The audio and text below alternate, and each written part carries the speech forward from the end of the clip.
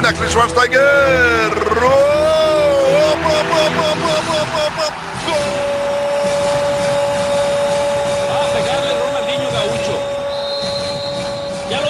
Pierna derecha, directo al arco. ¡Golazo! ¡Golazo! ¡Golazo! ¡Golazo! This is Soccer Today, live on SPN Radio, your new live show about the beautiful game in all its glory, with Duane, Rollins and Kevin Laramee. MLS, EPL, La Liga, Champions League, all is fair game. Powered by the Sports Podcasting Network. Visit us at sportspodcastingnetwork.com. And welcome to an abridged version of Soccer Today during the Rio Olympics. We'll be back to our normal grind on Monday, Kevin. But in the meantime, let's focus on the Olympic soccer tournament and Canada. Oh, yep. Kadisha. Kadisha. Exactly. Canada 2 or Canada 0, Germany 2, of course, in the semifinals of that. Brazil not going to create the narrative there. It was not a good day on the women's side of the bracket for anyone who liked underdog stories or good stories. Instead, we get Sweden, Germany, which unless you're Swedish or German, you probably weren't cheering for, because the Brazilians were the great story. And most of us in Canada, but obviously Canada would cheer for them. I even think a lot of Americans, because they recognize some of the stars from the NWSL. Yeah. If you're a women's soccer fan, we're cheering for the Canadians in that one. But neither side of that equation could get it done. And instead, we have a bronze medal matchup set up against Brazil. Against Brazil of all team. Just because Sweden, I don't know if you call it an upset. Sweden beating Brazil. It's too similar team in the world stage. But Sweden wasn't the home favorite like Brazil. Brazil was touted to win that game because of the way they played this tournament. But Sweden gets the upset late in the game, moves on to the final. But you have Brazil and Canada. It could have been for gold, but it's going to be for bronze. Yeah, exactly. Let's talk about the Canada game first, because obviously that's going to be the most interesting of all of us. You mentioned it off the start.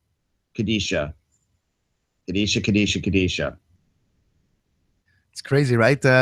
We briefly mentioned it on Five Rings, Wayne, but she seemed to be playing a little too aggressively. She seemed to have, I don't like to use the expression, she got too big too soon. That's not the case, but she still has some learning to do. And the fact that she got a couple yellows, that got her a suspension for the game against Germany. This time against Germany, she picked up a very bad foul at the worst possible time, where Canada had to run after the game the entire 3/4 of this match. Yeah, look, I mean, the going to ground at the particular moment she did, if you want to go back to the penalty, and you have to, I mean, it was ridiculous. There's no two ways about it. That was one of the most boneheaded plays I've ever seen a Canadian defender do, regardless of gender. And I'm stretching over to all time that I've watched this program. There was literally no reason. And look, some people don't like it when anyone criticizes the female national team. To me, that's sexist. You cover this team the same way you'd cover the men's team. And if the men's team did that, you'd be screaming for bloody murder for that player's head. And Kadisha Buchanan deserves absolutely to wear the goat horns in this particular case, because I don't know what she was thinking. She wasn't thinking. That's the clear situation here. And you mentioned she's a brilliant talent. She is capable of a lot of very athletic tackles like that.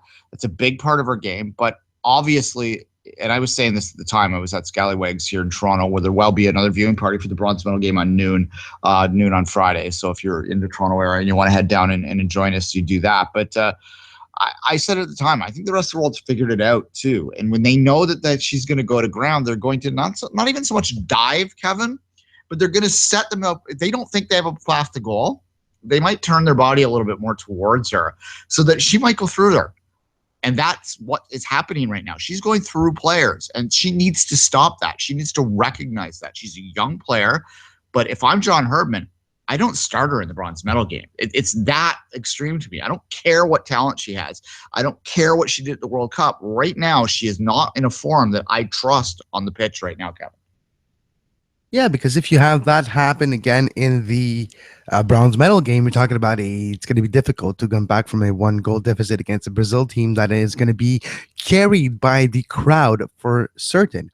So that's the caveat. Canada has to play better defensively. We've seen Canada, Yes, but they still haven't scored against Germany in that semifinal game. So there's that aspect to it too. They got maybe it was score effect, the second goal, because Canada was opening up to trying to get that equalizer. There's that possibility. But in the final now, the bronze final, they have to play against Brazil the way they played earlier on. So defensively, be solid and just take advantage of their few chances they will get. And Sinclair and Becky needs to find the back of the net again.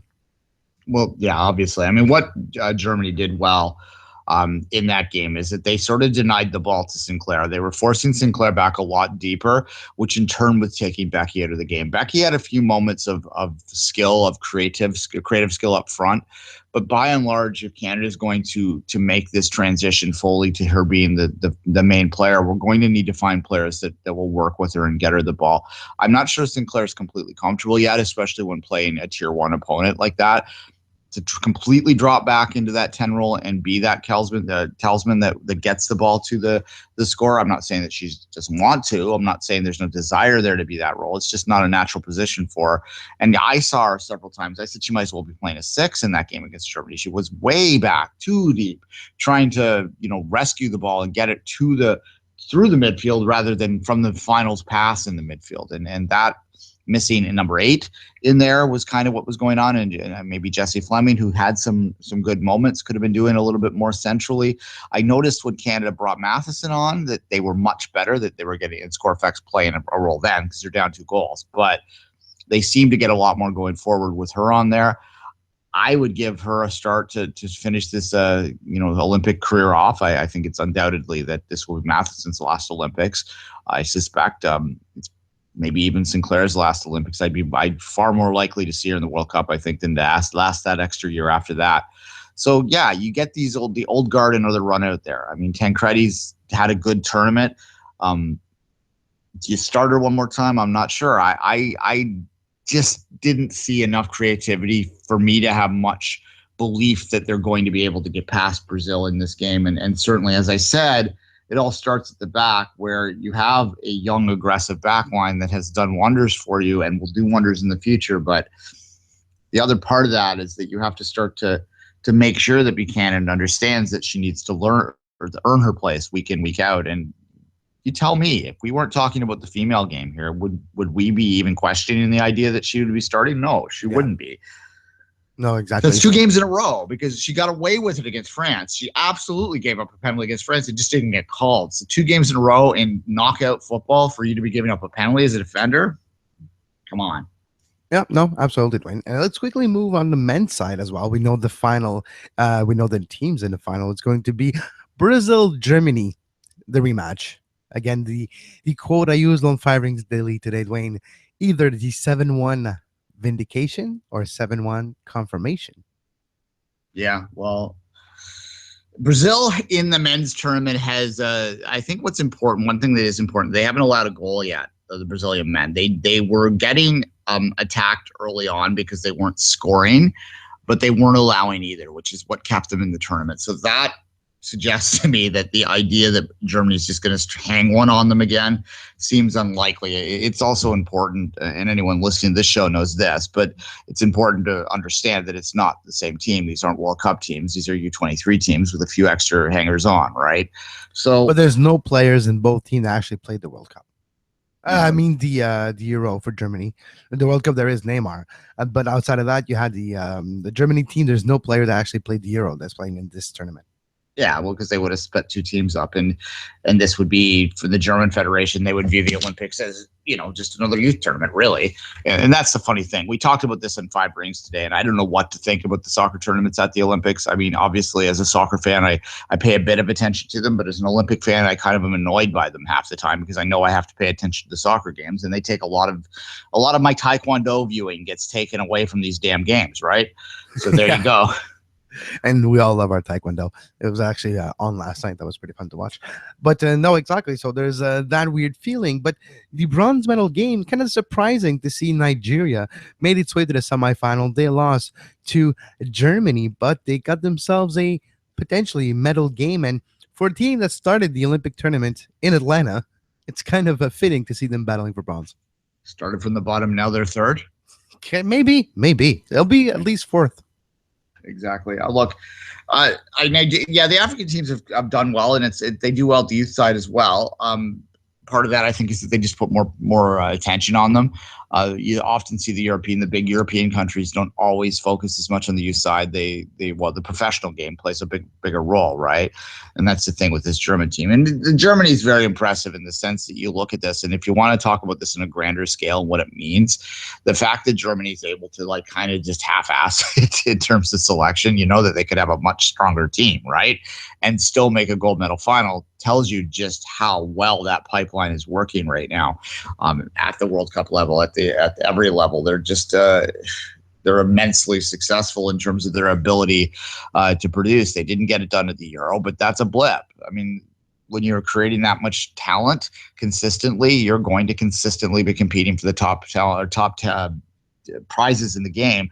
The Olympic gold medal is a nice prize. It's not a top prize, but it's certainly indicative to me that pipeline system that you read in Das Reboot and things like that they talk about at great lengths, it's still working, guys. And that's something to fear about in a couple of years' time. It's only a couple of years' time to the World Cup. Crazy. Yeah, it's only, we had the Olympics this time in the middle, so it kind of, we always have the Olympics in the middle, but it actually makes it go faster.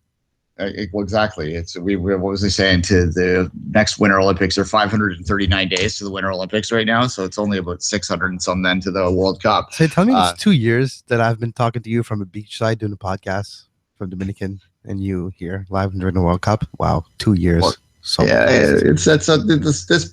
this podcast, but Five Rings. It goes on major event after major event, so our whole life is focused on the next one. So we get blinded, and it catches us off guard when how close it is to the big ones, which of course the two biggest are the ones that's just finishing and the one that we're talking about right now. Exactly. Anyway. It's just crazy.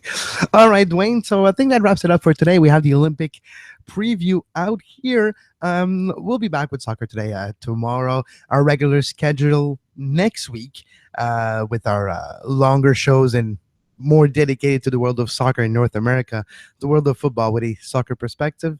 So Duane, how about this time you say goodbye? I will say goodbye, not as always, 11 a.m.